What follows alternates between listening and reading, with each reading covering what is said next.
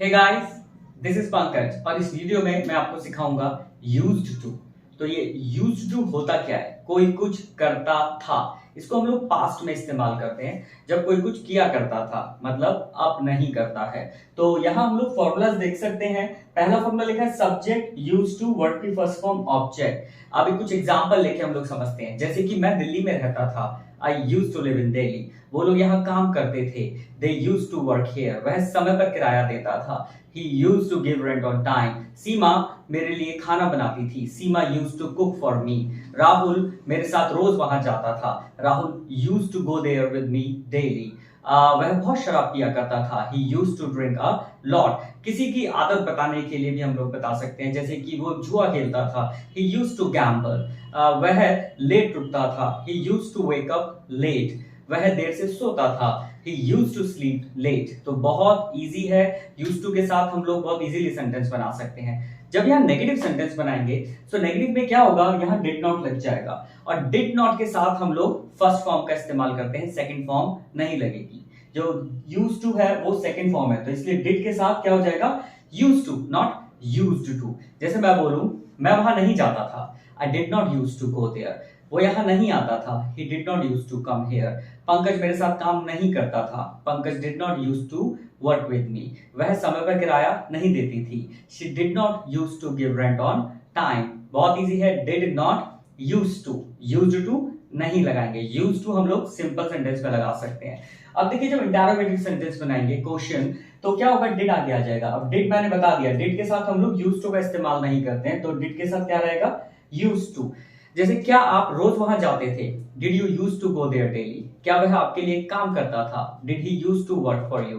क्या वह फर्श पर सोती थी, did she use to sleep on the floor. क्या वो बहुत शराब पिया करता था, did he use to drink a lot. क्या वह जुआ खेलता था, did he use to gamble. क्या वे लोग आपके लिए काम करते थे, did they use to work for you. इसमें नेगेटिव सेंटेंस भी बना सकते हैं, नेगेटिव इंटरोगेटिव। जैसे क्या वो समय पर किराया नहीं देती थी, did she not use to give rent on time.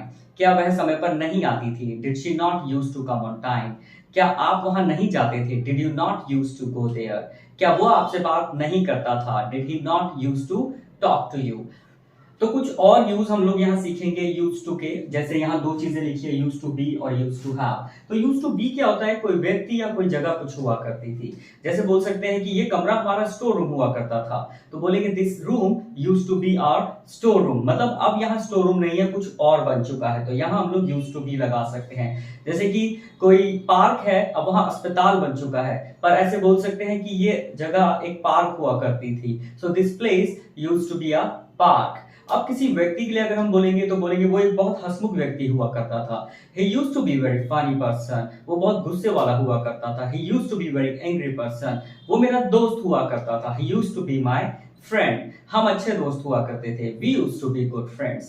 तो कोई व्यक्ति या कोई जगह कुछ हुआ करती थी, तो वहां used to be लगाएंगे। पर यूज टू हैव हम लोग लगाएंगे जब किसी के पास कुछ हुआ करता था या किसी को कुछ हुआ करता था। तो जैसे मैं बोल सकता हूं कि किसी के पास कुछ हुआ करता था, कॉलेज में मेरे पास एक कार हुआ करती थी, I use to have a car in college. उसके पास बहुत पैसे हुआ करते थे, he used to have lots of money। उसके पास हमारे लिए टाइम हुआ करता था, he used to have time for us। देख सकते हैं इसके अंदर आप लोग समझ सकते हैं कि कुछ हुआ करता था, मतलब अब नहीं है। अब जैसे यह किसी को कुछ हुआ करता था या किसी का कुछ हुआ करता था, हम बोल सकते हैं जैसे कॉलेज में मेरे लंबे बाल हुआ करते थे, I use to have long hair in the college. College में मेरे बहुत दोस्त हुआ करते थे, I use to have many friends in college. उसको मुझ पर भरोसा हुआ करता था, she use to have trust on me. मतलब हुआ करता था पर अब नहीं है। तो यहाँ हम लोग यूज टू बी और यूज टू हैव का यूज कर सकते हैं। सो आगे हम लोग सीखते हैं इसमें हु, और हु के साथ हम लोग सीखेंगे यूज्ड टू। तो हु यूज्ड टू मतलब होता है कौन करता था। सेम हम लोग इस्तेमाल करेंगे, जैसे यहाँ यूज टू लग रहा है तो जब नेगेटिव हो जाएगा तो डिड नॉट लग जाएगा, और डिड नॉट के साथ आ जाएगा यूज टू। जैसे कौन करता था, कौन नहीं करता था। अब जैसे मैं बोल सकता हूं यहाँ कौन रहता था, who used to live here. आपको कौन पढ़ाता था, Who used to teach you? उसके साथ कौन वहां जाता था? Who used to go there with him? यहाँ कौन काम करता था? Who used to work here? उसकी कार कौन चलाता था? Who used to drive his car? अब जैसे नेगेटिव बनाएंगे, कौन समय पर नहीं आता था? Who did not used to come on time? आपके साथ कौन नहीं खेलता था? Who did not used to play with you? उसकी मदद कौन नहीं करता था? Who did not used to help him? बहुत इजी है। अब इसके अंदर एक और चीज है, nobody used to। So nobody के साथ यूज्ड टू लगेगा, ठीक है। वर्ड की फर्स्ट फॉर्म ऑब्जेक्ट मतलब कोई नहीं करता था, जैसे यहाँ कोई नहीं रहता था, nobody used to live here, मेरी मदद कोई नहीं करता था, nobody used to help me, मेरे साथ कोई वहां नहीं जाता था, nobody used to go there with me, उसके साथ कोई नहीं रहता था, nobody used to live with him. तो यूज्ड टू को WH फैमिली के साथ हम लोग सीखेंगे, what, when, where, why, how, कब, क्या, क्यों, कहां, कैसे, ठीक है। तो जैसे फॉर्मूला आप देख सकते हैं, यहाँ पे मैंने लिखा है WH फैमिली के बाद डिड आ जाएगा, सब्जेक्ट आ जाएगा, ब्रैकेट में नॉट आएगा लगाइए, अदरवाइज नहीं, फिर यूज्ड टू क्योंकि डिड है, वर्ब की फर्स्ट फॉर्म ऑब्जेक्ट। जैसे कुछ एग्जांपल हम लोग लेके समझते हैं, आप वहां क्या करते थे? What did you used to do there? वो लोग यहाँ कब आते थे? When did they used to come here? सीमा कहाँ रहती थी? Where did Seema used to live? वो आपसे बात क्यों नहीं करती थी? Why did she not used to talk to you? बच्चे वहां कैसे जाते थे? How did the kids used to go there? So बहुत इजी है, जब भी कोई कुछ किया करता था तो हम लोग इन फॉर्मूलोज को लेके सेंटेंस बना सकते हैं। हम लोग कुछ और टाइप के क्वेश्चन सीख सकते हैं यूज्ड टू के साथ। तो देखिए यहाँ पे हम देख सकते हैं हाउ मच, हाउ मेनी लिखा है, मतलब कितना, कितने, कितने, विच है कौन सा, कौन सी, कौन से, हुज है किसका, किसकी, किसके, व्हाट काइंड ऑफ किस तरह का, किस तरह की, और एक है इन विच किस में, जैसे किस कंपनी में, इन विच कंपनी, किस बैंक में, इन विच बैंक, किस कमरे में, इन विच रूम, किस स्कूल में या किस कॉलेज में, इन विच स्कूल या इन विच कॉलेज। अब इसके अंदर क्या करेंगे, हमने ऑब्जेक्ट को उठा के यहाँ पहले लगा दिया है, यहाँ ऑब्जेक्ट पहले लगेगा, बस इन विच के साथ ऑब्जेक्ट को हम लोग पहले यूज नहीं करेंगे। तो ये कैसे होगा, कुछ एग्जांपल्स लेके हम लोग सीख सकते हैं। जैसे आप उसे रोज कितने रुपए देते थे? How much money did you use to give him daily? वे लोग रोज कितनी कुर्सियां बनाते थे? How many chairs did they use to make daily?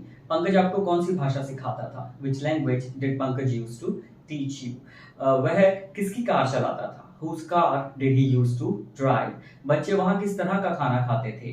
What kind of food did the kids used to eat there? In which के अंदर देखें हम लोग, जैसे कि आप किस कंपनी में काम करते थे? In which company? यहाँ देखिए कंपनी आ गया, in which company did you use to work? वह किस स्कूल में पढ़ता था? In which school did he used to study? तो यहाँ और हम लोगों ने देखा है कि किस तरीके के क्वेश्चंस बनते हैं। तो आप ये सारी चीजें प्रैक्टिस कर सकते हैं और अपनी इंग्लिश को इंप्रूव कर सकते हैं। अभी इस वीडियो के एंड में मैं आपको कुछ एग्जांपल्स दूंगा जो कि आप बना के प्रैक्टिस करेंगे। और अगर कोई प्रॉब्लम आती है तो आप मुझसे कमेंट बॉक्स में पूछ सकते हैं, और अगर आपको मेरे वीडियोस अच्छे लग रहे हैं तो आप मेरे चैनल को सब्सक्राइब कर सकते हो। Thank you. तो ये कुछ सेंटेंसेस है जो कि आप बना के प्रैक्टिस कर सकते हैं, और कमेंट बॉक्स में कोई भी प्रॉब्लम आती है तो आप हमसे पूछ सकते हैं। Thank you.